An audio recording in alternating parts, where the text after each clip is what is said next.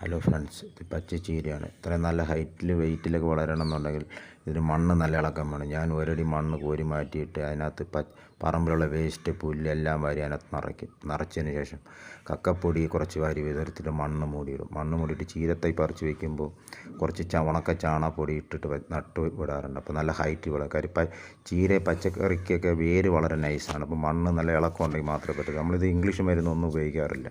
ഇത് നമ്മൾ ചാണകപ്പൊടിയും പറമ്പിലുള്ള പുല്ലൊക്കെ തന്നെ ഇട്ട് കൊടുക്കുന്നത്. ഇത് 6.5 അടി ഹൈറ്റ് ഉണ്ട്. ഒരു ചീരയ്ക്ക് ഒരു 3 കിലോ വെയിറ്റൊക്കെ വരും. ഇതിന് നല്ല ടേസ്റ്റാണ്. ഇതിന് വളമൊന്നും നമ്മൾ ഇടാറില്ല. വളം എന്ന് പറഞ്ഞാൽ ഇംഗ്ലീഷ് മരുന്നൊന്നും അടിക്കാറില്ല, പിന്നെ വിഷം മരുന്നൊന്നും അടിക്കാറില്ല. പിന്നെ ഇതിനകത്ത് കേട് വരുമ്പോൾ നമ്മൾ കഞ്ഞിവെള്ളം പുളിപ്പിച്ച് സോഡാപ്പൊടിയും വിനാഗിരിയും ഒഴിച്ച് അതിനെ മിക്സ് ചെയ്തിട്ട് 3-4 ദിവസം കഴിഞ്ഞിട്ട് എടുത്തിട്ട് സ്പ്രേ ചെയ്ത് കൊടുക്കാറുണ്ട്. അപ്പോൾ കീടനാശിയുടെ ശല്യം കുറയും. അത് തുടക്കം നമ്മൾ ചെയ്യണം. ഒരാഴ്ചയ്ക്ക് ഒരിക്കൽ ഒന്ന് ചെയ്ത് കൊടുത്താൽ മതി. ഇതൊക്കെ ഒരു 2 മാസം ആകുമ്പോഴാണ്, 2 മാസം വേണ്ട ഇത്ര ഹൈറ്റിൽ വളരുന്നത്. ഏറ്റവും നല്ല ചീരയാണ്, നല്ല ഹൈറ്റ് വളരും. എല്ലാവരും ഒന്ന് വയ്ക്കാൻ ശ്രമിക്കും.